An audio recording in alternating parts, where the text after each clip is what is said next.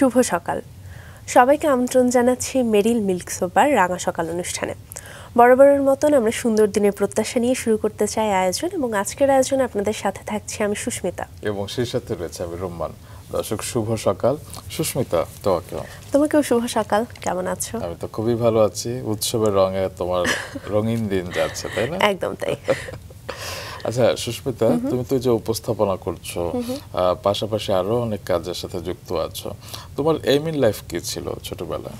ছোটবেলায় যেমনটা বেশিরভাগ বাঙালি পরিবারে থাকে যে মেয়ে হলে ডাক্তার হবে, তো আমার বাবার খুব ইচ্ছে ছিল মেয়েকে ডাক্তার বানানোর, কিন্তু ভাগ্যক্রমে বা সৌভাগ্যক্রমে যেটাই বলি হয়নি। বাবার ইচ্ছা জানতে চাইলে তোমার ইচ্ছা কি আমারও ছিল? সেটাই ইচ্ছা ছিল, মানে ওই ছোটবেলায় তো আসলে নিজেরা খুব একটা বুঝতাম না, তো বাবা মারা যেটা বলতেন সেটাই একসময় নিজের ইচ্ছা হয়ে উঠতো। তো আমারও ইচ্ছা ছিল সেই সময়টা ডাক্তার হব। তো তোমার বয়সে ওই যে বয়সটার কথা বলছো, তারা যদি আজকে টেলিভিশনের সামনে বসে থাকে, তারা কিন্তু আজকের পর্ব দেখে অনেক উপকৃত হবে। কারণ যে যা হতে চায়, যে যে প্রতিষ্ঠানে কাজ করতে চায়, সেরকম একজন রয়েছেন আমাদের মাঝে। একেবারে তাই। তার জীবনে অনেক গল্প রয়েছে, আমি খুব অনুপ্রাণিত হয়েছি।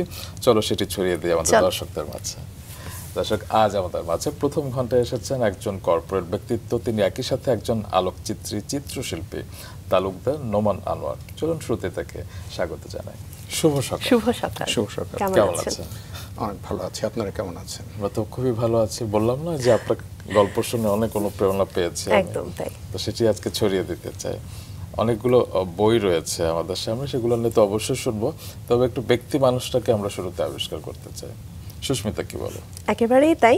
এবং যে মানুষটি আমরা জেনেছি যে এত কিছু করেছেন, তার আসলে শৈশবটা কেমন ছিল, বা রুমান আমাকে যে প্রশ্নটি করলো যে শৈশবে কি স্বপ্ন দেখতেন, একটু শুনি। শৈশবটা খুব মজার ছিল। আচ্ছা। শৈশব সবারই খুব মজার হয়, সবাই ফিরে যেতে চায় শৈশবে। তো আমার শৈশবটাও খুব একটু অন্যরকমও ছিল, সবার শৈশবের মতোই অন্যরকম ছিল। তো আমার বাবা পাইলট ছিলেন, বাংলাদেশ বিমানের পাইলট ছিলেন, এবং তিনি স্বাধীনতার পূর্বকালে যখন বিমান বাংলাদেশ এয়ারলাইন ছিলেন না, তখন পিআইএতে কাজ করত। প্রতিটা বাঙালি তখন অ্যাকচুয়ালি পিআইএতে কাজ করত। আচ্ছা। তো আমার জন্মটা আসলে এমন একটা সময় হয়েছে, ঠিক স্বাধীনতার ঠিক ওই টাইমটাতেই। আচ্ছা। ওই টাইম কোথায় হয়েছে? করাচিতে। এবং সেটারও একটা কারণ আছে। আচ্ছা। জাস্ট বিকজ বাঙালি হওয়ার কারণে তখন আমার যতগুলো বাঙালি পাইলট ছিল পিআইএতে, সবাইকে গ্রাউন্ডেড করে দেওয়া হয় জাস্ট বিকজ বাঙালি বলে। এবং আপনি বুঝতেই পারছেন তখনকার পরিস্থিতি অন্যরকম ছিল, স্বাধীনতার সময় ছিল। তো আমার বাবা তখন করাচিতে স্টাক হয়ে গিয়েছিল, এবং আমি হওয়ার ঠিক পরপর আমাকে নিয়ে একটা রোমাঞ্চকর অ্যাডভেঞ্চারই মতন মনে হয়, আমাকে নিয়ে পালানোর একটা, ঢাকায় পালায় আসার যে গল্পটা, সেটাও একটা বিষাদ, আরেকদিন বলা যাবে সেটা। সেখান থেকে আফগানিস্তান থেকে ইন্ডিয়া থেকে ঢাকা। বেশ মজার একটা কাহিনী, এটা নিয়ে একটা সিনেমা তৈরি করা যাবে। তবে অ্যাট দ্য এন্ড যেটা বলতে পারি সেটা হচ্ছে যে ঢাকায় আসার পর আমরা ইকবাল রোডে ছিলাম। আচ্ছা। সেখানে একটা ছোট্ট স্কুল, টাইনি টটস, সেখানে আমি ক্লাস 1 থেকে 3 পর্যন্ত পড়েছি। এবং তারপর ওখানে ক্লাস 3 পর্যন্তই ছিল। মানে ছোটবেলা আপনার মোহাম্মদপুরে কেটেছে? মোহাম্মদপুর কেটেছে, এবং তারপরে আমার পুরো ক্লাস 8 পর্যন্ত আমরা লালমাটিয়ায় বড় হয়েছি। লালমাটিয়া ব্লকে, ব্লক বি, ব্লক সি, প্রতিটা জায়গায় থেকেছি। আমার schooling Dhanmondi government boys high school, একটা সরকারি স্কুল। এখন যদি আমি চিন্তা করি আমার মেয়েরা যেমন প্রাইভেট স্কুলে পড়েছে কিংবা যে ইংলিশ মিডিয়াম, তখন কিন্তু আমরা একেবারে সরকারি স্কুলের প্রোডাকশন যেটাকে বলা যায় আর কি। অনেক স্মৃতি আমাদের সাথে শেয়ার করুন, যেটা এখনো মনে হয় সেই সময় ফিরে যেতে ইচ্ছে। হ্যাঁ, স্কুলে ছোটবেলা থেকে ক্লাস 8 পর্যন্ত ভালো স্টুডেন্ট ছিলাম, তারপর একটু বিগড়ে গিয়েছি আর কি। I don't agri. এবং তখন পর্যন্ত প্রতিটা ক্লাসে তখন আমরা ক্লাস ক্যাপ্টেন বলতাম, প্রিফেক্ট বলতাম না।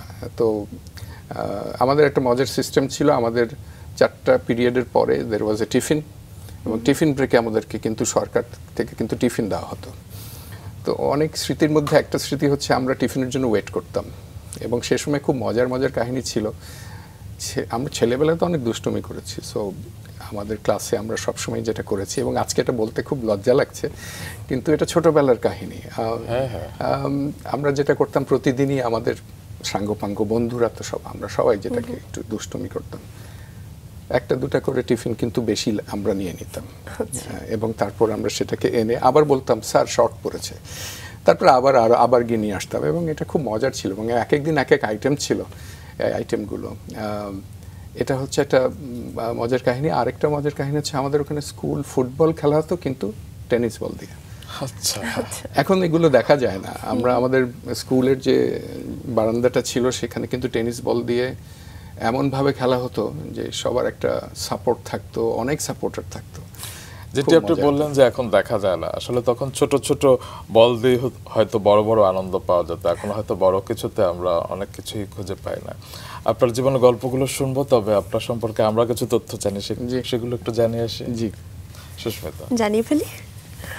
আমাদের আজকের অতিথি তালুকদার নোমান আনোয়ার বাংলাদেশের ব্র্যান্ড ম্যানেজমেন্ট, কর্পোরেট কমিউনিকেশনস ও মার্কেটিং অঙ্গনের এক স্বনামধন্য ব্যক্তিত্ব।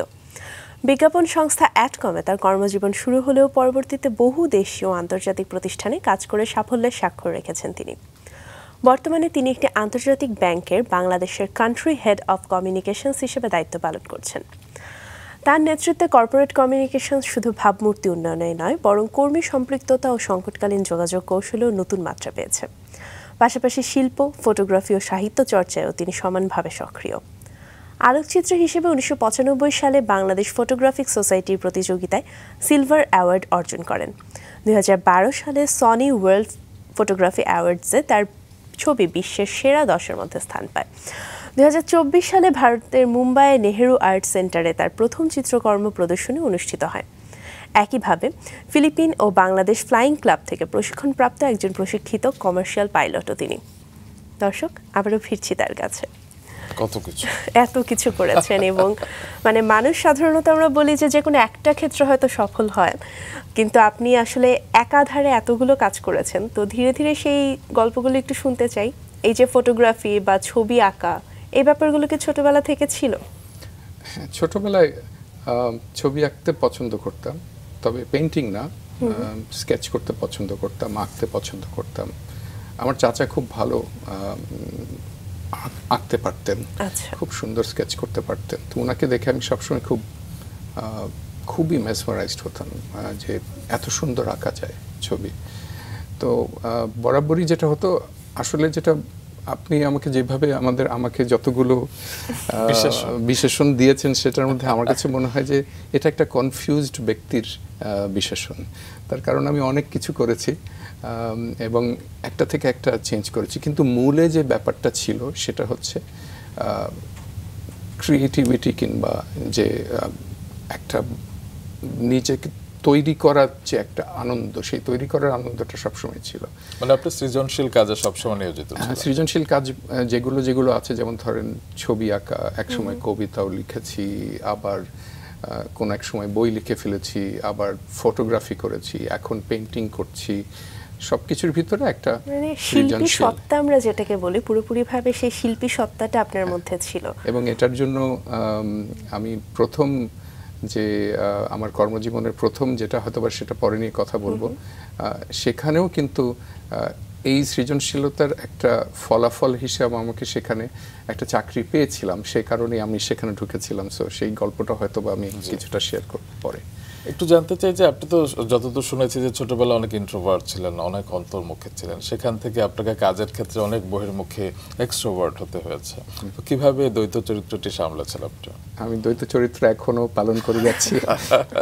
আপনি যদি আমার বাসায় যান, আমার সহধর্মিনী আপনাকে সঙ্গে সঙ্গেই বলে দেবেন যে ও কোথাও যায় না, ও বাসায় বসে থাকতে পছন্দ করে।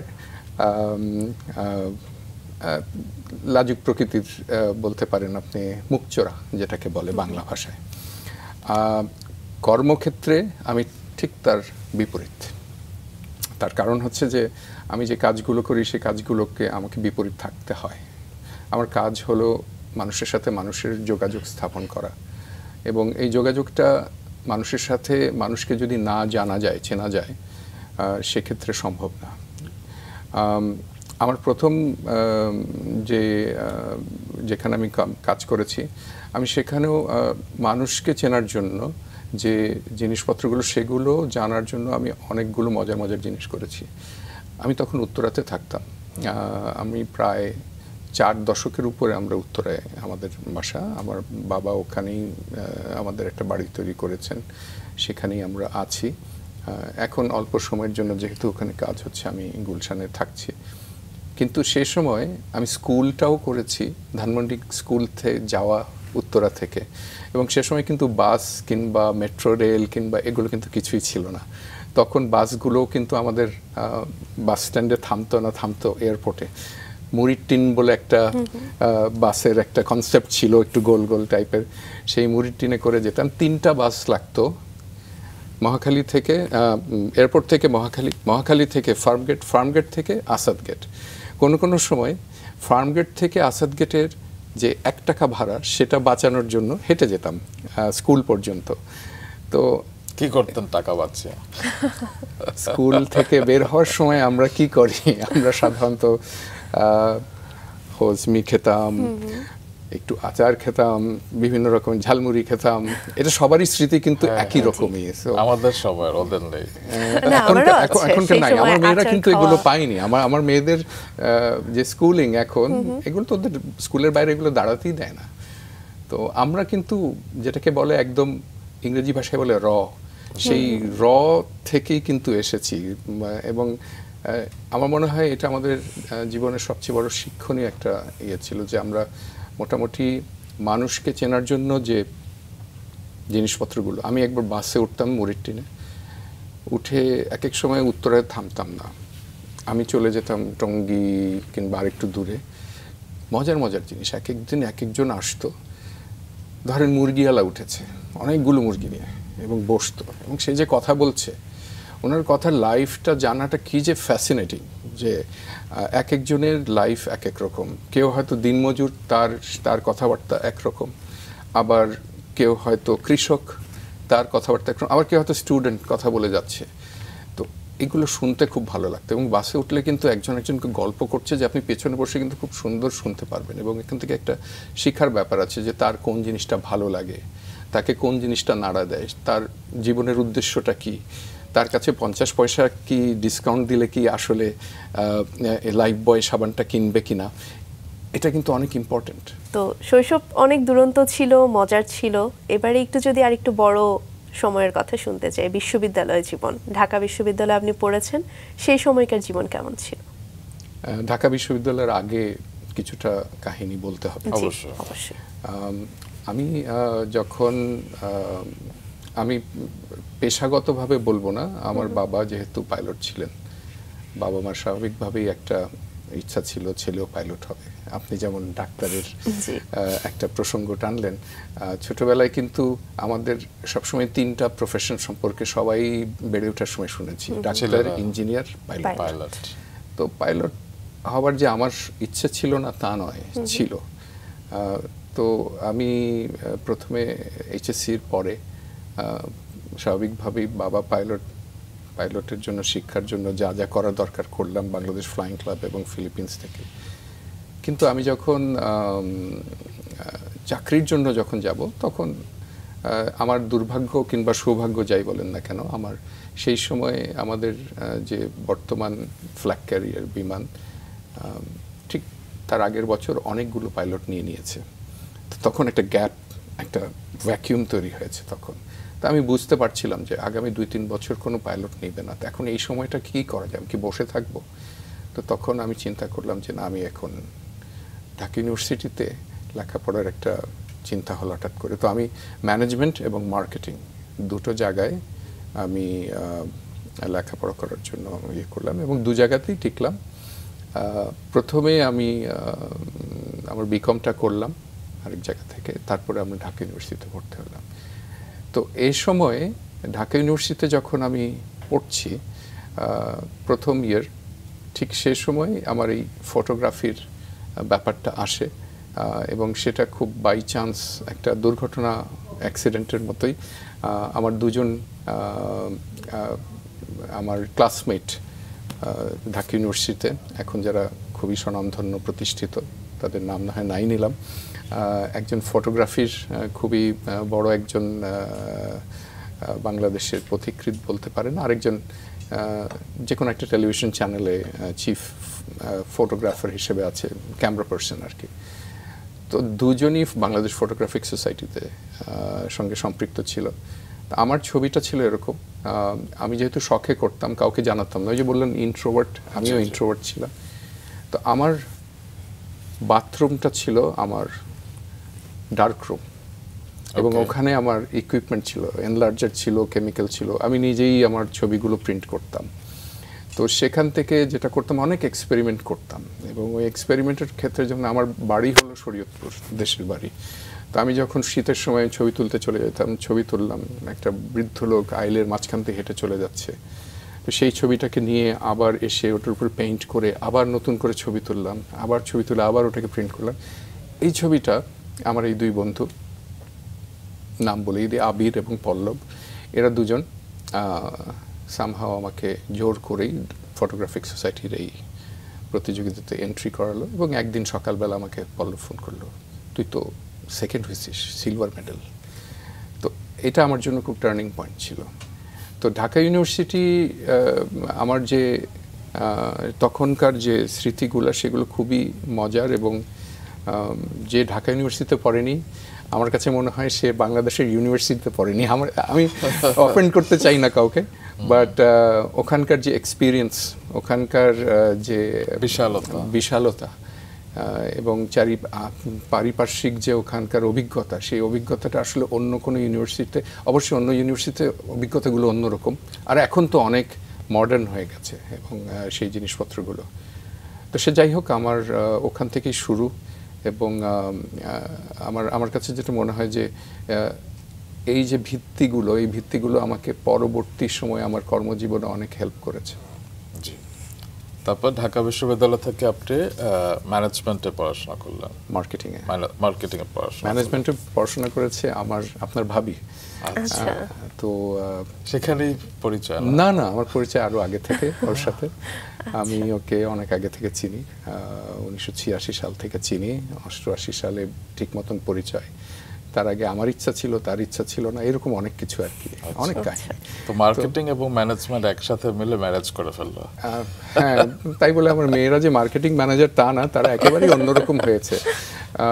একজন হয়েছে আমার মতো, বড়টা স্বভাব চরিত্রে, আবার অনেক ক্ষেত্রেই সে আবার মায়ের মতো, আর ছোটটা লেখাপড়া করছে একদম অন্যভাবে।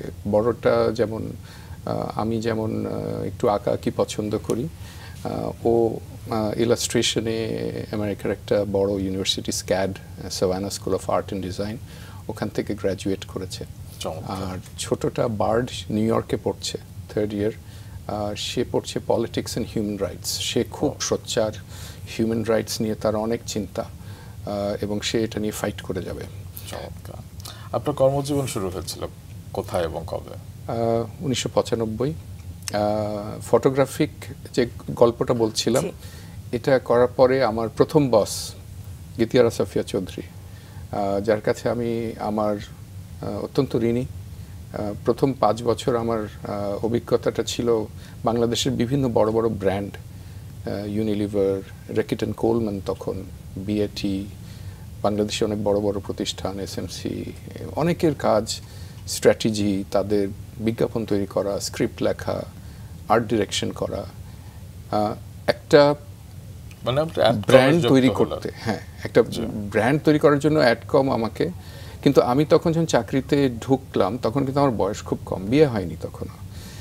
এবং তখন আমি ভাবলাম আমি ফার্স্ট ইয়ার মার্কেটিং মাস্টার্স করছি। তো ম্যাডাম আমাকে বললেন যে, আমি বললাম আমি তো এটা করতে পারবো না। বললো কেন? বললাম আমি লেখাপড়া করছি। তখন তিনি আমাকে বললেন, আমিও লেখাপড়া করে কাজ করেছি, তুমি কেন করবে না? তো তোমার যখন ক্লাস হবে তুমি এখান থেকে, তখন ওনাদের ইয়ে ছিল ধানমন্ডি 7 মসজিদ রোড, এবং সেখান থেকে ঢাকা ইউনিভার্সিটিতে রিক্সাতে যেতে হয়তো 10 মিনিট সময় লাগে। তো বললো তোমার যখন ক্লাস তখন তুমি চলে যাবে, আবার ক্লাস শেষে চলে আসবে। এটা তো একটা অকল্পনীয় ব্যাপার, একটা স্বপ্নের মতন একটা চাকরি। মানুষ তো চাকরি খুঁজে পায় না, আর আমার কাছে চাকরি চলে এসছে। তো আমি তখন শুরু করলাম এবং সেটা আমার প্রথম যে চাকরিটা, সেখানে এই ক্রিয়েটিভিটি, এই যে আমি যেগুলো পছন্দ করি এগুলো নিয়েই আমার প্রতিদিন কাটতো এবং আমি খুব এনজয় করেছি আমার এই প্রথম 5 বছর অফ মাই ক্যারিয়ার। এটা কিন্তু অনেক ব্লেসড একটা জব, কারণ আমরা হয় না যে সারা জীবন সবাই স্বপ্ন দেখে একটা, কিন্তু পরিস্থিতির কারণে দেখা যায় অন্য কিছু করতে হয়। জি। তারপরে সেখানে কত বছর ছিলেন? সেখানে ছিলাম 5 বছর। 5 বছর ছিলাম এবং যেহেতু তখন আমার কাছে কাজটা ভালো লাগছিল, আমি আর পাইলটের যে ক্যারিয়ার এটা তো পারসিউ করিনি। এবং এটার জন্য আমার বাবা আমার মা দুজনই একেবারে যে রাজি ছিল তা না, তারা কিছুটা তো কষ্ট পেয়েছিলেন। কিন্তু আমি তাদেরকে একটা চ্যালেঞ্জ দিয়েছিলাম যে আমি যদি অন্য কোনো ভাবে পাইলটের মতন সম্মান এবং যে ফিনান্সিয়াল যে ইয়েগুলো এবং সোশ্যাল স্ট্যাটাস যদি গড়তে পারি নিজের ইয়েতে, তাহলে তো আপনাদের ঠিক আছে, তাই না? তো বললো হ্যাঁ, সেটা কিন্তু খুব কষ্ট, খুব কঠিন এই রাস্তা, কিন্তু আল্লাহর রহমতে আমি আজকে 30 বছর কাজ করছি। কোনোদিন একটা মাত্র চাকরি বাদে, অ্যাটকমের পরে আমি আরেকটা কোম্পানিতে চাকরি করেছি, সেখানে আমি অ্যাপ্লাই করে চাকরি নিয়েছিলাম। বাকি কোনোটাতেই আমার অ্যাপ্লাই করে চাকরি করতে হয়নি, আমাকে চাকরি নিয়ে গেছে সেখানে। বাবা মাকে এখন কোথায় আছে? আমার বাবা 6 বছর আগে, জাস্ট কোভিডের আগে মারা গেছেন। মা আছেন এখনো, কিন্তু একটু বয়স হয়েছে, কিন্তু মাশাআল্লাহ শি ইজ ডুইং গুড। মা যদি অনুষ্ঠানটি রাঙা সকাল দেখে থাকে, অবশ্যই তিনি অনেক গর্বিত হচ্ছেন, কারণ আপনাদের সন্তান অনেক ভালো একটি অবস্থানে আছে এবং দেশের জন্যই তো কাজ করে যাচ্ছে, সেটি পাইলট হয়ে হোক কিংবা অন্য পেশাতে হোক। জি, তাই না সুস্মিতা? একেবারেই তাই। এবং যেখানেই আছেন আপনার বাবাও নিশ্চয়ই আপনার জন্য গর্বিত যে ছেলে অন্তত নিজের পরিচয় গড়তে পেরেছেন, যেটা আসলে সব বাবা মা চান। এবারে যদি একটু সেই কোম্পানির কথা শুনতে চাই যেখানে আপনি অ্যাপ্লাই করে গিয়েছিলেন। আমি অ্যাপ্লাই করে গিয়েছিলাম প্রাণে। সেখানে আমার আমার ইচ্ছা ছিল যে আমি কেন অ্যাডভার্টাইজিং ছেড়ে আরেক জায়গায় যাব। তো অ্যাডভার্টাইজিংয়ে 5 বছর যে শিক্ষা, সেই শিক্ষাটা কিন্তু আসলেই আমার একটা ভিত্তি করে দিয়েছিল, ফাউন্ডেশন করে দিয়েছিল। কিন্তু আমি টেবিলের ওপারে যেতে চাচ্ছিলাম বারবারই, কারণ অ্যাডভার্টাইজিং এজেন্সি কিন্তু টেবিলের এপারে। তো আমি টেবিলের ওপারে যেতে চাচ্ছিলাম এবং টেবিলের এপার থেকে ওপার যাওয়ার যে সময়টা এবং যে মানে চেষ্টাটা, সেটা কিন্তু অনেক কঠিন। তো এগেন আমার যেটা মনে হয়েছে যে আমি পেপারে একদিন বিজ্ঞাপন দেখতে পারলাম এবং বিজ্ঞাপন দেখার পর অ্যাপ্লাই করলাম, সঙ্গে সঙ্গে কল পেলাম এবং চাকরিও পেয়ে গেলাম। কিন্তু সেটা ছিল অনেক দূর, মতিঝিল। তো তখন উত্তরা থেকে মতিঝিল প্রতিদিন যাওয়া আসা করতাম। তবে সেখানেও যেটা হলো যে আমি অনেক শিখলাম। প্রাণের তো অনেকগুলো ব্র্যান্ড আপনারা দেখেছেন, সেই ব্র্যান্ডগুলোর সাথে কাজ করলাম, সেগুলোকে প্রমোট করলাম। আমার মনে হয় আমার ওখানে অ্যাচিভমেন্টটা ভালোই ছিল। এরপরে যেটা হলো যে, এবং এটা একটা মজার স্টোরি, আপনারা সবাইকে প্রয়াত আকিজ সাহেবকে চিনেন? জি জি। আকিজ সাহেব যে জন্য পরিচিত সেটা হচ্ছে তার টোব্যাকো কিংবা বিড়ির জন্য পরিচিত সবাই। তিনি আমাকে ডেকে একটা খুব ইন্টারেস্টিং কথা বললেন। তিনি আমাকে ডাকলেন, আমাকে বললেন, তুমি তো বাংলাদেশের সবচেয়ে বড় জুস কোম্পানিতে কাজ করো, তো আমি তো সারা জীবন মানুষকে ক্ষতিকর একটা জিনিস খাইয়েছি, কিন্তু আমি এবার একটা ভালো কিছু করতে চাই। আমি একটা ফুড কোম্পানি করছি যেখানে 10টা ব্র্যান্ড আছে, আমার কাছে 10টা প্রোডাক্ট আছে, তুমি এই প্রোডাক্টগুলোকে বাংলাদেশে লঞ্চ করবা। তো আমি এই চ্যালেঞ্জটাকে নিলাম এবং সবচেয়ে ক্লোজলি কাজ করলাম আকিজ সাহেবের ছেলে বশিরউদ্দিন সাহেবের সাথে, যিনি এখন বাংলাদেশের উপদেষ্টা। আমি 10টা ব্র্যান্ড যে লঞ্চ করেছি তার মধ্যে আপনারা সবাই হয়তো 3-4টা ব্র্যান্ডকে এখন চিনেন। সেটা হচ্ছে Mojo, Lemu, Fruitika, Spa, Farm Fresh. এগুলোর কোনো নামও ছিল না, এগুলো খালি প্রোডাক্ট ছিল। তো আমি তখন 4টা বিজ্ঞাপনী সংস্থার সাথে কাজ করলাম এবং এগুলোকে ধীরে ধীরে ধীরে বাংলাদেশের মার্কেটে আমি লঞ্চ করেছি এবং এই আজকে আমার কাছে মনে হয় যে একটা ব্র্যান্ড লাইফে তো 10টা প্রোডাক্টের মধ্যে যদি আমি মনে করি 5টা প্রোডাক্ট যদি দাঁড় হয়ে যায়, এটা একটা বিশাল সাকসেস, অনেক বড়। তো সেটাই হয়েছে। এবং আমার শুভকামনা এখন যে প্রোডাক্টগুলো এখন এত ভালো করছে, আমার মনে হয় এটা খুবই একটা ভালো জিনিস। যেটা আমি দেখতে পাচ্ছি যে বেশ সফল আপনি, মানে এত বড় ব্র্যান্ডের সঙ্গে আপনি কাজ করেছেন এবং সেই প্রোডাক্টগুলো এখন আমরা সবাই দেখতে পাচ্ছি যে এত জনপ্রিয়, এবং এরপরে আপনি আরও অনেকগুলো জনপ্রিয় ব্র্যান্ডের সাথে কাজ করেছেন, যেমন বেঙ্গল মিট, সেই প্রসঙ্গেও শুনতে চাই। সেই প্রসঙ্গে যাওয়ার আগে একটু আগের প্রসঙ্গে যে ব্র্যান্ডগুলোর নাম বললেন, সে সময় যেটা দেখা যেত যে ক্যাম্পেইনগুলো সেগুলো এখনো মানুষ মনে রেখেছে, এখনো সবাই মনে রেখেছে, এবং আপনি প্ল্যানে যুক্ত হওয়ার পর দেখা যাচ্ছে যে 30 মাসের মধ্যে বিক্রি অনেক গুণ বেড়ে গেছে। তো এর সিক্রেটটা কি আসলে? না, প্রথম কথা, আপনার একা কিন্তু কোনো কিছু হবে না। আপনার চারিপাশে সঠিক লোকগুলো থাকতে হবে, সঠিক প্ল্যানিং থাকতে হবে। কোনো কিছু প্ল্যান ছাড়া কিন্তু হুটহাট করে কিন্তু হয়ে যায় না। লাক অবশ্যই দরকার, কিন্তু যদি ঠিক মতন পরিকল্পনাটা না থাকে, ব্র্যান্ড পার্সোনালিটিটা কি, ব্র্যান্ডটা কাদের জন্য, আমি একটা বিজ্ঞাপন করছি ধরেন একটা সাবানের জন্য, কিন্তু আমি বিজ্ঞাপনটা করলাম এমন যে ক্রেতা যাদেরকে আমি এই সাবানটা বিক্রি করব তারা ওই বিজ্ঞাপনটা বুঝলোই না। তো সেরকম আসলে প্ল্যানিং ঠিক করে অ্যাবসলিউটলি টার্গেট অডিয়েন্স যারা আছে, সো টার্গেট গ্রুপকে আমাদের মাথায় রাখতে হবে, স্ট্র্যাটেজিগুলো ঠিক রাখতে হবে, এবং শুধু বিজ্ঞাপন করলেই হবে না, এটা মার্কেটিং এবং সেলসের মধ্যে একটা সম্পর্ক আছে। সেলস টিমকেও কিন্তু সেলসের প্ল্যানিংগুলো ঠিক মতন করতে হবে, তাদের ডিস্ট্রিবিউশন, আমাদের পুরো বাংলাদেশে তার সেই প্রোডাক্টগুলো কিভাবে যাবে, বিজ্ঞাপনের সাথে সাথে কিন্তু সেগুলোর একটা ব্যালেন্স থাকতে হবে। তো এই জিনিসটা খুবই খুবই ইম্পর্ট্যান্ট। বেঙ্গল মিটটার আগে আমি যেটা বলতে চাই সেটা হচ্ছে যে কোনো প্রোডাক্ট বাংলাদেশে যখন আসবে, তাদের কিন্তু প্রথমে কিন্তু বাংলাদেশে এই প্রোডাক্টের প্রয়োজন আছে কি না সেটাও আগে জানতে হবে, প্ল্যানিং থাকতে হবে।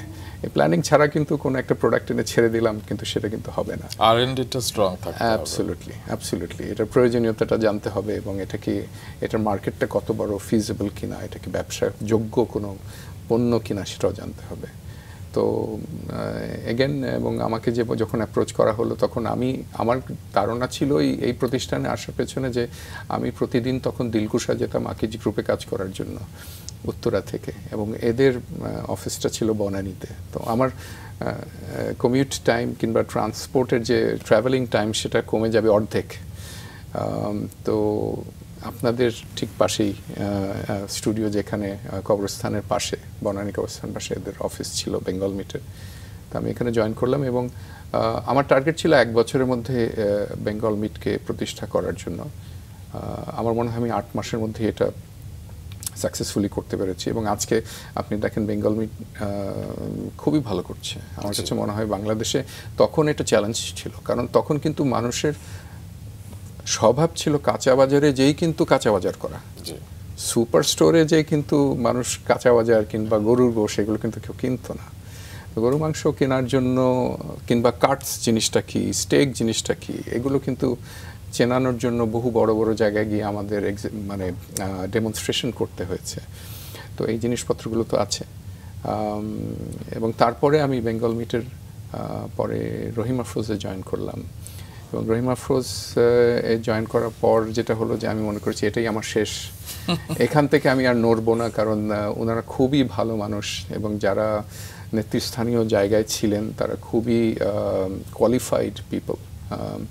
এবং সেখানে আমি দেখলাম যে তাদের যে ব্যবসায়ের যে স্ট্রাকচার সেটা খুবই ভালো ছিল, সবাইকে খুব ভ্যালুড করা হতো, সবার কথাকে আমলে নেওয়া হতো। এটা খুব ইম্পর্টেন্ট একটা অর্গানাইজেশনে, যে এখন একতন্ত্র যাতে না থাকে সেখানে, যাতে সবার কথা শোনা হয়। স্পিকিং আপ, আজকাল আমরা বলি না যে চুপ করে থেকো না, বলতে হবে, বসে থাকলে কিন্তু কোনো কিছু করা যাবে না, বলতে হবে।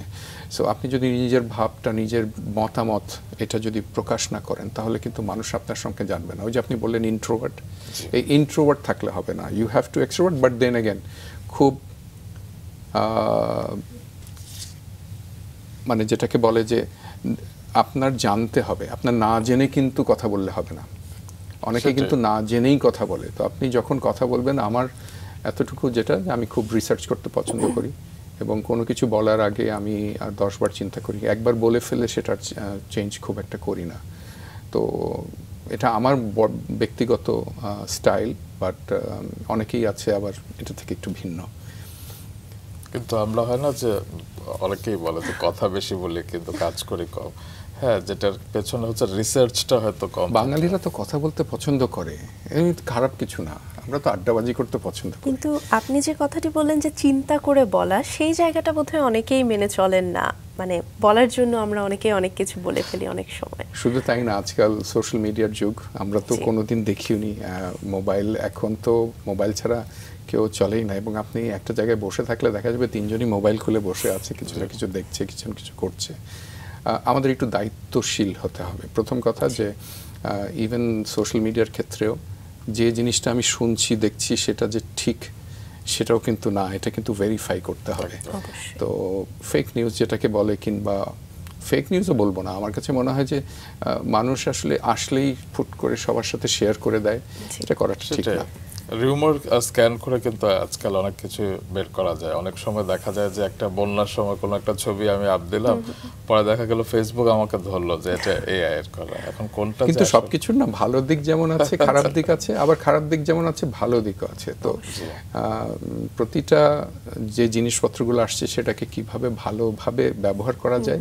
আমি আপনার ব্যবহারটা নিয়ে একটু শুনি, যে সোশ্যাল নেটওয়ার্কের প্রসঙ্গ যেহেতু এলো, আপনার কি মনে হয় না যে সেখানে আপনার আরেকটু অ্যাক্টিভ হওয়া উচিত, এবং এই ক্ষেত্রে যে আপনি শেখাবেন যে কিভাবে প্রেজেন্টেশন দিতে হয়, কিভাবে ইন্টারভিউ দিতে হয়, কিংবা আপনার এত ভাস্ট একটা এক্সপেরিয়েন্স রয়েছে, নতুন প্রজন্মকে আপনি কি দিচ্ছেন? আমি এখন যেখানে আছি, কাজ করছি একটা বিশ্বের শীর্ষস্থানীয় আন্তর্জাতিক ব্যাংক। এখানে আমি গত প্রায় 15 বছর ধরে আছি। আচ্ছা। কিন্তু আমি ব্যাংকার নই। আমি আপনাকে যেটা বলেছি, আমি বিপণন প্রফেশনাল কিংবা মার্কেটিং অ্যান্ড কমিউনিকেশন প্রফেশনাল। তো যেটা হয়, আমাদের কাজের প্রকৃতি এরকম, আমাদের ব্যস্ততা অনেক বেশি, আমরা সারাক্ষণই কাজ নিয়ে থাকি, ছুটির দিনও কাজ নিয়ে থাকি। আমার নিজের পেইন্টিংয়ের জন্য যে সময়টা বের করা সেটাও খুব কষ্টকর হয়ে যায়। আমি অনেক সময়, ম্যাক্সিমাম ক্ষেত্রেই যেটা হয়, আমি রাতে যে পেইন্ট করা শুরু করি, এবং পেইন্টিং কিংবা সৃজনশীল কাজের সময় কিন্তু একটা নীরবতা খুব ভালো লাগে। সো ওই টাইমটা আমার জন্য খুব ভালো। তো আপনি যেটা বললেন, আমার অন্যকে শেখানো কিংবা এই সুযোগটা যেটা হয়েছে অনেকবার এসেছে। আমি একটা সময় বিভিন্ন প্রতিষ্ঠানে লেকচারও করেছি, লেকচার দিয়েছি, কিন্তু এখন আর সেই সময়টা হয় না। এবং এটার জন্য অনেক যোগ্য ব্যক্তি আছে যারা কমিউনিকেশন এক্সপার্ট, এখন যারা এগুলো করে যাচ্ছে। আমার মনে হয় আমরা ভালো বিনয় করে পিছু হটলে তো হবে না আসলে। আজ হোক কাল হোক আপনাকে আপনার আলোগুলো একটু অন্যদের মাঝে ছড়িয়ে দিতে হবে। নিশ্চয়ই করব। আমরা একটু পেইন্টিং এর প্রসঙ্গে আসি। কি বলবো? একদম, আমিও সেই জায়গাতেই যেতে চাইছিলাম যে অনেকে আসলে কাজের ব্যস্ততায় দেখা যায় নিজের শখগুলোকে বা এই সৃজনশীল কাজগুলো থেকে দূরে সরে যায়, কিন্তু আপনার ক্ষেত্রে সেটা হয়নি। আপনি একাধারে কাজ যেমন সামলাচ্ছেন তেমনভাবে সৃজনশীল কাজও চালিয়ে যাচ্ছেন। তো ছবি তোলা এবং পাশাপাশি পেইন্টিং এখনো করছেন, তো সেই প্রসঙ্গগুলো আমরা শুনতে চাই। এবং সেই সাথে সনি, এত নাম করা একটি প্রতিষ্ঠান আমরা সকলেই চিনি, সেই সনির সঙ্গে আপনার যে এক্সিবিশনের অভিজ্ঞতা বা সেই সম্পর্কে শুনতে চাই। অবশ্যই। ফটোগ্রাফি অনেক আগে থেকে করতাম, আমি আপনাদের বলেছি, শুরু করেছিলাম। এবং ফটোগ্রাফির জন্য যেটা হয়, আমরা দল বেঁধে বিভিন্ন জায়গায় যেতাম। আমার এমন হয়েছে যে আমি একা দেশের বাইরে বিভিন্ন দেশে গিয়েছি, খুব টার্গেটেড ফোকাস করে যে আমি এই জায়গার ছবি তুলব। আমার ছবির মূল সবসময় সাবজেক্ট ছিল হচ্ছে স্ট্রিট ফটোগ্রাফি। আমি কোথাও গিয়ে হাঁটতাম, হেঁটে, যে আমার কাছে মানুষের কর্মকাণ্ড খুব আমাকে তাড়িত করে। আমি সেগুলো আমার ক্যামেরায় বন্দি করার সবসময় আমার একটা শখ বলতে পারেন। কোভিড যখন আসলো, এবং ঠিক সেই সময় আমার বাবাও মারা গেলেন, ঠিক কোভিড তারপরে আসলো। ওই সময় আমার জন্য খুব একটু সবকিছুই একটু নেগেটিভ ছিল। বাবা মারা গেলেন, কোভিড এসছে, বাইরে যাওয়া বন্ধ, এবং ফটোগ্রাফির জন্য আপনারা জানেন যে বাইরে বেরোতে হয়। আর যারা সৃজনশীল কাজ করে তারা কিন্তু বসে থাকতে পারে না। তো আমি কিছুদিন বসে থাকার পর কিছু একটা করতে হবে, আমার ফোকাস অ্যাটেনশনটাকে অন্যদিকে করতে হবে। তখন আমি পেন্টিং শুরু করলাম। এবং আমার ছিল যেহেতু ফটোগ্রাফি আর পেন্টিংয়ের মধ্যে কিন্তু একটা কমন স্ট্রিং আছে, সেই স্ট্রিংটা হচ্ছে আপনার কম্পোজিশন, আলোর বিন্যাস কিংবা লাইটিং এগুলো নিয়ে কিন্তু আপনার একটা নলেজ থাকতে হবে। তো আমি শুরু করে একটা দুটা এঁকে আপনাদের ভাবিকে আমি দেখালাম, অনেকে দেখার পর বললো না তুমি তো আঁকতে পারো। তো ছোটবেলায় একটু যে স্কেচ করতাম সেটা আমার কাজে দিয়েছে। তারপর আমি আঁকা শুরু করলাম এবং আঁকতে আঁকতে দেখলাম যে না, মানুষ অ্যাপ্রিসিয়েট করছে। এবং একটা সময় যেটা হলো, আমি এখন যে প্রতিষ্ঠানে কাজ করি সেখানে স্বাভাবিকভাবে আন্তর্জাতিক ব্যাংক, কিছু বিদেশি আমার কলিগ আছে, তাদের ভিতরে একজন, তার ওয়াইফ হলো বাইরে, তিনিও পেইন্টার এবং কিউরেটর। তিনি ঘটনাচক্রে আমার একটা পেইন্টিং দেখেছেন, তারপর আমার সাথে কথা বলেছেন ওখান থেকে, বাইরে থেকে। তারপরে বলেছেন তুমি আমাকে কিছু তোমার ছবি পাঠাও। তো আমি পাঠালাম। পাঠানোর পর উনি বললো তুমি বসে কি করছো, তুমি তোমার সময় অপচয় করছো, তুমি এগুলি নিয়ে বেরিয়ে পড়ো, তুমি মুম্বাই আসো, এখানে একটা এক্সিবিশন হচ্ছে। তাই আমি বললাম আমার তো রোল করা আঁকা না, আমার তো বড় ফ্রেম করা আঁকা। তো বললো অসুবিধা নেই, তুমি একটা আনো, আমি আরও 2টা নেওয়ার ব্যবস্থা করছি। তো আমি যেখানে গিয়েছিলাম, Nehru art centre, India art meet এরকম কিছু একটা ছিল, সেখানে একমাত্র আমি বাঙালি ছিলাম। এবং মোটামুটি ওখানে গিয়ে আমি খুব বকাই খেলাম, কারণ সবাই তাদের আর্ট বিক্রি করছিল, আমি কিন্তু আর্ট বিক্রি করছিলাম না। কারণ আমার উদ্দেশ্য বিক্রি করা না, আমার উদ্দেশ্য হচ্ছে আমার ভিতরে কনফিডেন্স তৈরি করা এবং জানা যে আমার আর্টটা কি আসলে আর্টিস্টদের মতন হচ্ছে নাকি, মানে আপনি একটা ভ্যালিডেশন চাচ্ছিলাম। ওখানে গিয়ে দেখলাম যারা আর্ট ক্রিটিক তারা খুব তাড়াতাড়ি আমাকে অ্যাপ্রিসিয়েট করা শুরু করলো, আমার সাথে কথা বলা শুরু করলো, আমার ইন্টারভিউ হলো ওখানে টেলিভিশনে, ওইখানে আমার নিউজ পেপারে অনেক কিছু আসলো। এবং তারপরে আমি বুঝলাম যে না, আমার এটা কন্টিনিউ করতে হবে। তো আমি সেটা করলাম। আর ফটোগ্রাফি, যেটা আপনি যেটা বলছেন, যে ফটোগ্রাফিতে আসলে সেই বাংলাদেশে রেকগনিশনের পর আমি বিদেশি যে এগুলো আছে, সনি ওয়ার্ল্ড ফটোগ্রাফি, যেটা সেখানে কিন্তু পুরো বিশ্ব থেকে 30-40 হাজার সাবমিশন আসে। আমরা একটু সনির কথা শুনছিলাম, যেখানে আপনার ছবি সেরা 10-এ স্থান পেয়েছিল, একটু বিস্তারিত শুনে। স্বাভাবিকভাবে আমি সনি যেহেতু একটা বড় প্রতিষ্ঠান এবং এখানে বিশ্বব্যাপী অনেক আলোকচিত্রী এখানে তাদের সাবমিশন দেয়, তো এখানে কোনো কিছু মানে এখানে টিকে থাকাও একটা বড় একটা ব্যাপার। তো এখানে প্রায় 30 থেকে 40 হাজার সাবমিশন আসে। তো আমার এই ঘটনাটা হচ্ছে, আমি যেহেতু আমার কাজের ক্ষেত্রে আমি বিভিন্ন ঢাকার বাংলাদেশের বিভিন্ন জায়গায় ঘুরেছি এবং যেতে হতো, তো আমাদের অনেক সিএসআর কাজ হতো। তো আমরা বগুড়ায়, আমি যখন রহিম মাহফুজে ছিলাম, বগুড়ায় একটা জায়গায় গিয়েছি, এটা একটা অরফানেজ, যেখানে এই স্কুলটা চালায় হচ্ছে রহিম মাহফুজের সিএসআর এর কার্যক্রমের মাধ্যমে। তো ওখানে এই বাচ্চাগুলো এত, আমার কাছে এদের স্বভাব, মানে আমার হাতে একটা ক্যামেরা, এটা দেখে তারা যে আনন্দ, আমার আশেপাশে ঘুরে বেড়াচ্ছে, তাই বললাম তোমরা দাঁড়াও। এবং এই ছবিটা যখন আমি তুলি, তাদের বলি আমি তোমাদের ছবি তুলতে চাই। এবং তাদের যে আনন্দ, তাদের মুখে যে হাসি, এটা আমার জন্য খুবই একটা পাওয়া ছিল, বিকজ এটার কোনো সেট আপ ছিল না, এটা একটা ন্যাচারাল, একটা অর্গানিক, একদম। এবং তারা যে মন থেকে যে তাদের যে হাসিটা, সেই হাসিটা আমাকে যখন দিয়েছে, তখন আমি ক্লিক করে গিয়েছি, কখনো বলিনি এখন তুলছি, খাট তুলে গিয়েছি। এবং এই ছবিটা যখন আমার কাছে আসে, তখন আমার মনে হচ্ছে এটা আমার পাঠানো উচিত, আমি সনিতে ট্রাই করে দেখি, বিকজ ওদের অনেকগুলো ক্যাটাগরি আছে। তো ওটার মধ্যে একটা ক্যাটাগরি হচ্ছে স্মাইল, হাসি। তো এটা দেওয়ার পরে আমি যখন চিঠিটা পেলাম যে 35,000 কি 36,000 এত ছবির মধ্যে তোমার টপ 10-এর মধ্যে এই ছবিটা সিলেক্টেড হয়েছে, কনগ্রাচুলেশনস। তো that was very very inspiring for me আর কি। তো এই জিনিসটা, এই হচ্ছে ঘটনা সেটার। চমৎকার। এবং যে ছবিটি নিয়ে আমরা কথা বলছিলাম, শুনছিলাম গল্প, সেই ছবিটি আমরা দর্শকদেরও দেখাতে চাই, আমরাও দেখতে চাই। ওই ছবিটা। হ্যালো, মনে হচ্ছে খুব জীবন্ত, খুবই জেনুইন। এরা কোথায় বলছিলেন? বগুড়াতে। ওদের একটা স্কুল আছে, এই স্কুলের সবাই, এরা তখন বড় হয়ে গেছে, বেশ আগেকার এটা। ওরা দেখেছে ছবিটা?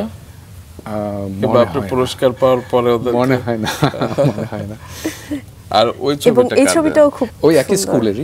স্কুলেরই স্টুডেন্ট ওরা, অসম্ভব সুন্দর কিউট বাচ্চারা, একদম নিষ্পাপ শিশুদের এটা হাসি ওদের যাকে হাতের বলে। ছাপ এগুলো। আচ্ছা আচ্ছা। আই উইল বি এ এবং টিচার, আমরা- আমি এটা হতে চাই, আমি ওটা হতে চাই। এই বইয়ে কি আপনার সব তোলা ছবি আছে? সবগুলোই আমার তোলা। হ্যাঁ, আচ্ছা আচ্ছা, আপনি আপনার পছন্দের ছবিগুলোকে দেখাবেন নাকি? কভারটা পুরো বইয়ের দিন নামটা লেগে কি? যাবে। In God's country.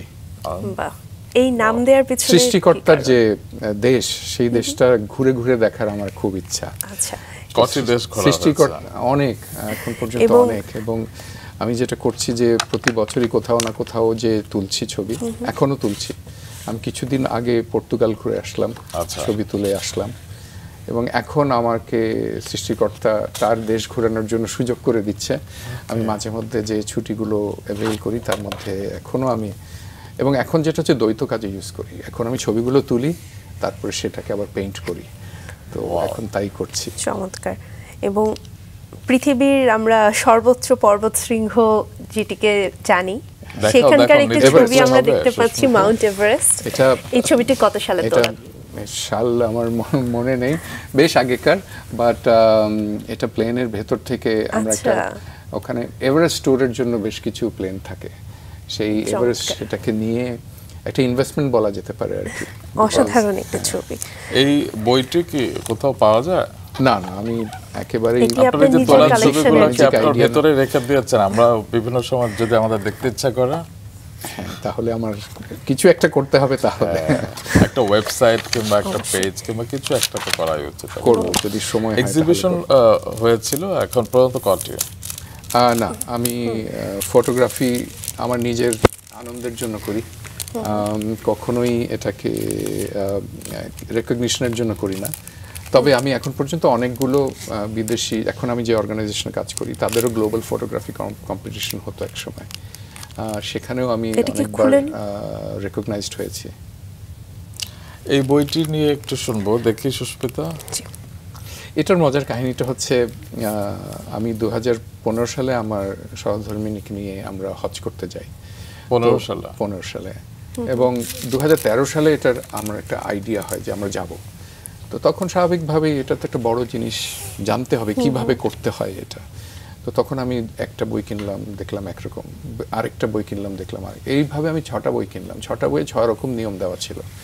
তা বললাম এটা তো হতে পারে না, আমার তো জানতে হবে এটা কিভাবে সম্ভব। তো তখন আমি নিজে রিসার্চ করা শুরু করলাম। তো 2 বছর আমি কোরআন এবং হাদিস যেগুলো আছে, সহিহ হাদিস, ওগুলোর উপর রিসার্চ করে, এবং আমার এই বইটা কমার্শিয়ালি না, কিন্তু যে কেউ চাইলেই আমি তাদেরকে দেই। এবং আমি যেটা করেছি যে এটা খুব সহজভাবে যে কেউ উমরা এবং হজ এই দুটাতে গিয়ে কি করতে হবে, এবং সবগুলোর একটা রেফারেন্স আছে যে এটা সহিহ হাদিসে এইভাবে এসছে, সুতরাং তুমি এটা করতে পারো। তো এই রেফারেন্সটা খুব দরকার, কারণ অনেকে অনেক বই লেখেন কিন্তু কোনো রেফারেন্স দেয় না, যেটা কোথা থেকে আসলো। তো এটা যেটা হয় কি, নতুন নতুন অনেক জিনিস আবিষ্কার হয়ে যায়, ইনোভেশন, তো বিভ্রান্ত হয়, যার কারণে। তো এবারে আরো একটি বই আছে এখানে আপনার ফটোগ্রাফির, তো সেই বইটিও আমরা একটু দর্শকদের দেখাতে চাই। এবং বইয়ের টাইটেল আমরা দেখতে পাচ্ছি মাই জার্নিজ অ্যারাউন্ড দি ওয়ার্ল্ড। তো এখন পর্যন্ত পৃথিবীর কতগুলো দেশ দেখা হয়েছে এবং সবথেকে প্রিয় কোন জায়গা যদি জিজ্ঞেস করি? প্রিয় তো বাংলাদেশ, তারপর বাংলাদেশ, এবং বাংলাদেশের কটা ডিস্ট্রিক্টে ঘোরা হচ্ছে? মোটামুটি সবগুলোতেই আমরা ঘুরেছি। হ্যাঁ, এবং তার মধ্যে কভারটা অনেক সুন্দর, দেখাও। এখানে একটি চমৎকার ময়ূরের ছবি। এটা সাউথ আফ্রিকাতে। আচ্ছা, সাউথ আফ্রিকাতে তোলা। আমি মোটামুটি সবগুলো কন্টিনেন্ট, আফ্রিকা বাদে আমার খুব ইচ্ছা, একটা কান্ট্রি এখন বাকি আছে, সে কান্ট্রিটা হচ্ছে ইজিপ্ট, মিশর। পিরামিড আমার দেখা হয়নি, যাওয়া হয়নি আমার, সেখানে প্ল্যান আছে যদি বেঁচে থাকি কোনোদিন সুযোগ হয়। বাংলাদেশের পরে আসলে কোন কোন জায়গার এক্সপেরিয়েন্স অনেক ভালো ছিল? আমার খুব সুন্দর যে জায়গাটা লেগেছে, পৃথিবীর অনেক দেশ ঘুরেছি, তো সবচেয়ে সুন্দর তাহলে এটা সম্ভবত দুবাইয়ে। এটা সম্ভবত দুবাইয়ে। আচ্ছা, যেটা বলছিলেন, পাহাড় আমাকে অনেক টানে, অনেকে অনেকে আছে না যে জিজ্ঞেস করে আপনি কি পাহাড় পছন্দ করেন না সমুদ্র পছন্দ করেন? আমি পানি খুব ভয় পাই, আমি পাহাড় খুব পছন্দ করি। তো পাহাড় টানে আমাকে অনেক, এবং আমি এ পর্যন্ত দুবারের বেশি সম্ভবত দার্জিলিং গিয়েছি। দার্জিলিং এর যে স্কাইলাইন, যে পাহাড় এবং সেখানে যে ছোট ছোট বাসাগুলা, এগুলো আমাকে খুবই পছন্দ, আমার খুবই পছন্দ। এগুলো সিঙ্গাপুরে খুব কালারফুল এবং মানে একদম লাইভলি খুব ছবিগুলো। এই ছবিগুলো শুধু নিজের জন্যই তোলা? একদমই নিজের জন্য তোলা। কিন্তু সম্পূর্ণ সত্যি কথা বললাম না, হলে আমি এটা বই কেন করলাম। বইগুলো আসলে আজকাল প্রযুক্তির কারণে যেটা হয়, আপনি যে ছবিগুলো তুলছেন সেগুলো বই আকারে আপনি প্রিন্ট করে রাখতে পারেন, কমার্শিয়ালি না, নিজের অ্যালবামের মতন করে। এগুলো কিন্তু তারই একটা দৃষ্টান্ত। এটা অন্যায় আপনার। এই ছবিগুলো আসলে সকলের দেখার সুযোগ পাওয়া উচিত আমার মনে হয়। আমার তো মনে হচ্ছে প্রত্যেকটা ছবি দেখি এবং অনুভব করে একটু সময় নিয়ে। কি অসাধারণ! সেই সময়টা তো আপনি আমাদের দিচ্ছেন না। You are being very very kind.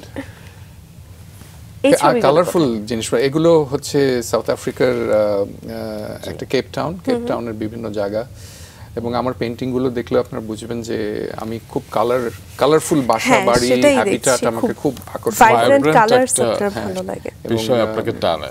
আমার যে এক্সিবিশনটা হবে পেইন্টিং এর উপরে, নট ফটোগ্রাফি। এই ছবিগুলো নিশ্চয়ই আপনার পরিবারের? হ্যাঁ, আমার পরিবার। এটাও দেখাতে চাই। হ্যাঁ, আপনার কন্যাদেরকে দেখা যাচ্ছে। আমার কন্যা, আমার বাবা, আমার মা, আমার বড় মেয়ে, ছোট মেয়ে, এবং আমাদের বিড়াল। আমার দুটো বিড়াল আছে আমাদের, এবং ওরা আমাদের দুই ছেলে। এই ব্ল্যাক এন্ড হোয়াইট ছবিটা কার? এটা আমার মেয়ে, আমার ছোট মেয়ে। ছোট মেয়ে, পাশে বড় মেয়ে সিমরান সামার। বাহ, ওদেরকে হাই। আমার বাবা, মা আর আমার ওয়াইফ আনিলা। সে এখন সেও ডিজাইনিং করে, কিন্তু they are very much lucky that আপনি তাদের এত সুন্দর সুন্দর ছবি তুলে দেন। বাসায় এরকম একজন থাকলে আমি বললে হবে না, ওদেরকে বলতে হবে। এই ছবিটা কোথায়? সিঙ্গাপুর। এটা সিঙ্গাপুরের ছবি। আমি যেহেতু হেঁটে হেঁটে ছবি তুলতে পছন্দ করি, স্ট্রিট ফটোগ্রাফি, তো আমি হাঁটার সময় যেগুলো আমার পছন্দ হয় আমি তুলতে থাকি। তো আচ্ছা, আমি শুনেছি যে আপনার মেয়ের সাথে একটা এক্সিবিশন হতে যাচ্ছে, সেটা কবে, কোথায়?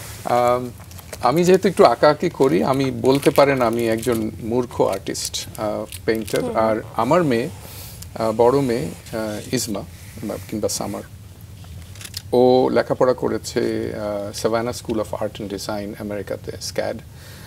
ও একজন গ্র্যাজুয়েট ইন ইলাস্ট্রেশন। তো ও শিক্ষিত আর্টিস্ট, আমি অশিক্ষিত আর্টিস্ট। তো আমাদের দুজনের একটা মেলবন্ধন, বাবা মেয়ে, ফাদার অ্যান্ড ডটার। আমাদের যে এক্সিবিশনটা হবে, এক্সিবিশনটার নাম হচ্ছে ব্রাশ স্ট্রোকস অ্যাক্রস জেনারেশন। এটা জানুয়ারি মাসের 9, 10, 11 আলোকিতে শালা নেবারহুড গ্যালারি আছে, আলোকি, গুলশন তেজগা লিংক রোডে, সেখানে হচ্ছে। যারা যারা শুনছেন আপনারা আমন্ত্রিত, 9, 10, 11 জানুয়ারি আলোকিতে। বাহ, চমৎকার। আমরা অনুষ্ঠান একদম শেষ মুহূর্তে চলে এসেছি। যেটা বুঝলাম যে আপনি জীবনকে উপভোগ করে গেছেন এবং যাচ্ছেন, এবং সেক্ষেত্রে আপনার ধর্ম কিংবা আপনার পরিবার, আপনার নীতি নৈতিকতা সবকিছুর একটা ভূমিকা আছে। একটু শেষ বেলা একটু বলুন যে আপনার মতো যারা হতে চায় তাদের জন্য আপনার পরামর্শ কি? প্রথম কথা, বি অরিজিনাল, অন্য কারোর মতন হওয়ার সুযোগ নেই। আমার কাছে মনে হয় একটা মানুষের আইডল থাকতে পারে, একজনকে পছন্দ করে আমি তার মতন হতে চাই। ছোটবেলা থেকেই সবাই বাবার মতন হতে চায়, আবার অনেকে আছে যে না, এই ব্যক্তিত্বকে পছন্দ করে, এই ব্যক্তিত্বের মতন হতে চায়। কিন্তু মনে রাখতে হবে যে নিজের ব্যক্তিত্বকেও কিন্তু প্রতিষ্ঠিত করতে হবে, এবং সেটার জন্য কিন্তু একদিনে হয়ে যাবে না, এগুলোতে কিন্তু শর্টকাট নেই। প্রতিষ্ঠিত হওয়ার জন্য কেউ যদি মনে করে আমি টার্গেট নিলাম আগামী 5 দিন আমি প্রতিষ্ঠিত হয়ে যাব, সম্ভব না। আমি 30 বছর ধরে কাজ করছি, আমার কাছে মনে হয় আমার প্রথম প্রতিষ্ঠা হয়েছে হয়তো বা 5-7 বছর পরে, যখন আমি একটা জায়গায় গিয়েছি, তখন আস্তে ধীরে মনে হচ্ছিল যে আমি একটু মনে হয় ঠিক কাজগুলো করছি। তো শর্টকাট নেই, যে কোনো জিনিসের শর্টকাট নেই, জ্ঞান অর্জন করে যেতে হবে। লেখাপড়ায় কিন্তু আমি খুব বেশি ভালো ছিলাম না, আপনি বলতে পারেন আমি অ্যাভারেজের চেয়ে একটু ভালো, অ্যাভারেজের চেয়ে। একজন ব্যক্তি সে যদি মনে করে যে আমি তো ভালো স্টুডেন্ট না, আমি কিছু করতে পারবো না, একদমই ভুল। আমার কাছে মনে হয় যে কোনো মানুষের ভিতরে একটা, দুটা, তিনটা করে প্রতিভা আছে এবং তাকে সেটা জানতে হবে যে আমার প্রতিভাটা কি। তো আমি যদি সেটা জানতে পারি যে আমার এই প্রতিভাটা আছে, তাহলে সেটাকে কিভাবে সামনে নেওয়া যায় একটা প্ল্যানের মাধ্যমে যাতে আগাতে হয়, আমার মনে হয় এটা খুবই খুবই ইম্পর্ট্যান্ট। এবং বেশিরভাগ মানুষই যারা যারা আজকে প্রতিষ্ঠিত, তারা কিন্তু নিজের হার্টের কথা শুনেছে, হৃদয়ের কথা শুনেছে, হৃদয় যেখানে নিয়ে গিয়েছে সেই জিনিসটাই করেছে। অনেকে কাজ করে, ধরেন লেখাপড়া করেছে একটা জিনিসে, কাজ করছে আরেকটা জিনিসে, সেটাতে যে সে সাকসেসফুল হতে পারবে না। মূল ব্যাপারটা হচ্ছে আমার আনন্দ থাকতে হবে আমার কাজে। আমি যদি আমার কাজকে আনন্দতে পরিণত করে নিতে পারি, তাহলে কিন্তু সেটা আর কখনো বোঝা মনে হবে। চমৎকার। আপনি অনেকগুলো পরিচয় তো দর্শকদের জানিয়েছি, আরেকটি পরিচয় আপনি রাঙিয়ে নিতেই পারেন, মোটিভেশনাল স্পিকার। আপনার শেষ কথাগুলো অনেক বেশি অনুপ্রাণিত করলো আমাদের, আশা করছি দর্শকদেরও। অনেক ভালো থাকবেন, সকালটিকে সুন্দর করে তুলবার জন্য আপনাকে অনেক ধন্যবাদ। আপনাদেরকে ধন্যবাদ।